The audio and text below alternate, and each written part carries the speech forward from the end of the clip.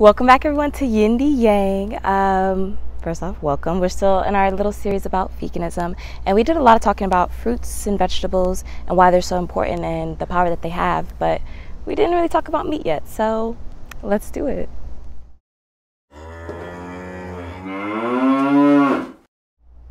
So the issue with eating meat that isn't halal, free range, and non-GMO is so abundant that I felt like we needed to take a quick little video series to talk about it. So halal meat is meat that is prepared by killing the animal by a quick cut to the carotid artery, and so that way the blood immediately flows out and it's fairly instantaneous death. And so because of that, the animal experiences very little pain and stress in the death process.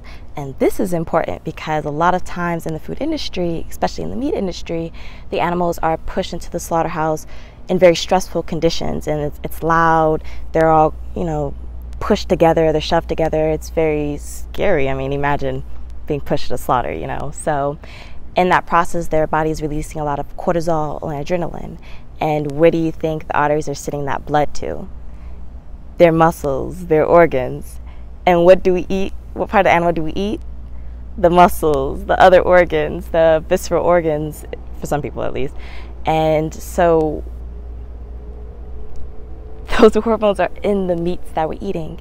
And this is important because when we do eat those meats, we're also bringing in those hormones, the adrenaline and cortisol, into our body, along with the already existing cortisol and adrenaline that's already in our body in stressful conditions. So we're increasing certain hormone contents that causes greater stress and anxiety. So you can imagine by reducing that intake of those meats would also reduce your stress and anxiety, which is why a lot of people who do cut out meat from their diets, they experience a lot more calmness, patience, and less depression and anxiety and other emotions attached to those as well. This is also why I recommend a lot of women who are menstruating to avoid red meat specifically, but also meat in general, because you do introduce more hormones that cause your hormones to fluctuate even more, causing more or greater mood swings, as well as more cramping and other premenstrual symptoms to be increased. Furthermore, for those of you who don't know, just about all of the meat that we eat that is in that doesn't have certain labels on it, they are corn-fed. And so whether or not you know this, cows, they are supposed to eat a grass diet.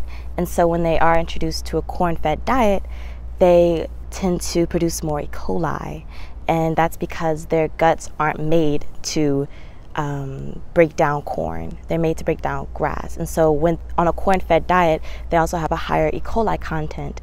And so a lot of those cows are also in conditions where they're ankle high in their own feces. And so as soon as they're taken to the slaughterhouse, they're not really cleaned off before then. And so when they are slaughtered and broken down, the meat is treated to remove the E. coli and other bacterial infectants, but a lot of times those E. coli make it to the food market, and that's why there were so many E. coli breaks, and how it gets into our foods and people are dying from it. And that's why it's important to eat meats that have been labeled as grass-fed. You can also imagine the effects on the animal individually when they are on a diet that they are not evolutionarily evolved to eat. So in order to avoid these problems that exist in our meats, I would encourage you to eat meat that is free range, which means that they were able to be under the sun, which, believe it or not, a lot of meat or animals like cows and chickens don't really get any sunlight, depending on where the meat comes from or the company that is producing that meat. And so if they're also free range, they're also more likely grass-fed, but you also want to look for that label on the meat packaging as well. So grass-fed means that they had a diet that was conducive to their what they were supposed to eat, essentially. And then we also want to avoid non-GMOs, and so that means that the food is real, if you will. So genetically modified organisms is what GMO means, and so non-GMO just ensures that you're eating what it's been advertised that you're eating. It's not genetically modified. And then lastly, halal, which we did talk about at the beginning of this video. It just ensures that the animal was prepared humanely, and it lessens the intake of the hormones that were coursing through a lot of the animals' veins when they aren't prepared, or veins and arteries that they were being prepared or slaughtered.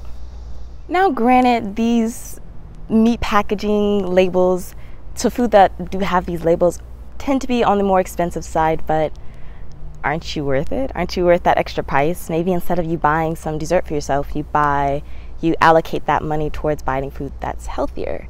Or just do what I do, just completely avoid the meat, which is actually, a lot of people think that eating vegetarian or vegan is expensive.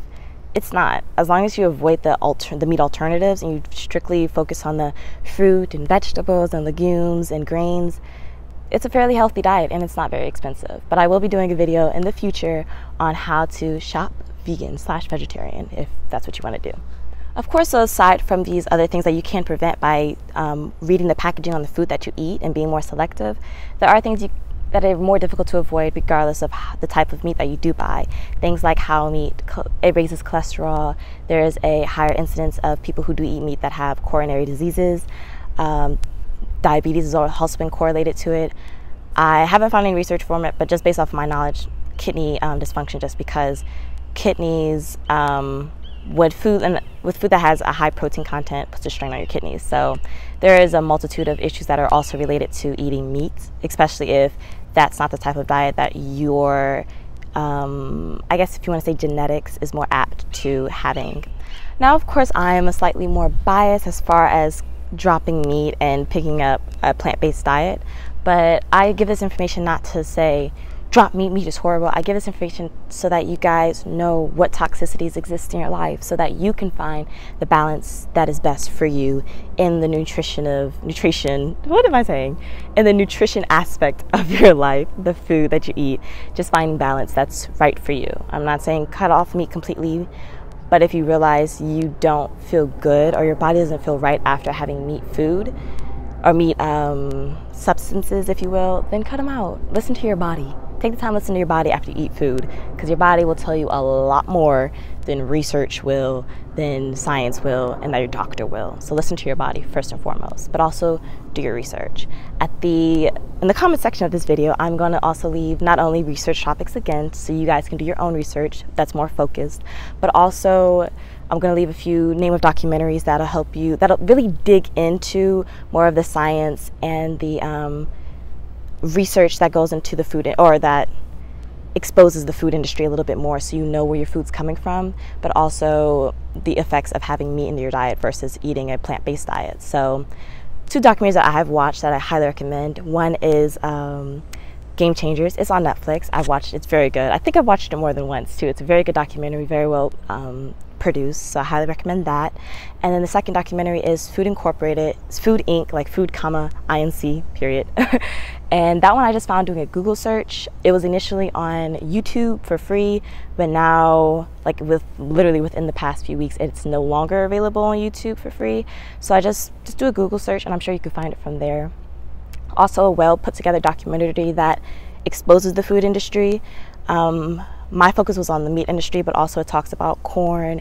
It talks about how the food industry treats their employees and their workers. So I think it exposes a lot of information that we're not usually exposed to. And it also gives you a chance to do more of your own research as well. And it says a lot more than I can say within these few minutes in this video. So highly recommend those videos for you guys. So this is just about all I have for you guys for now. I do have so many things I want to say about the food industry because it's so important and pertinent, but I'm going to give it to you guys in chunks. We're just planting seeds so you guys could go to fruition in the way that's best for you guys. And so now I'm going to leave you all with a quote. All right, and this is by Dr. Caldwell Elliston. Some people think that plant-based whole food diet is extreme. 500,000 people a year will have their chests open up and vein taken from their leg and sewn onto their coronary artery. Some people will call that extreme. And I thought that quote was interesting just because it really puts things into perspective about how we view not only food but health and the medical industry as well. So I'll let that marinate for you guys. Until next week, be sure to like, comment, subscribe, and share the videos too. And check out my Instagram page for the channel y.indya.ng for more and updates as well. All right, you guys, that's all I have for now. Until then, let's go live life.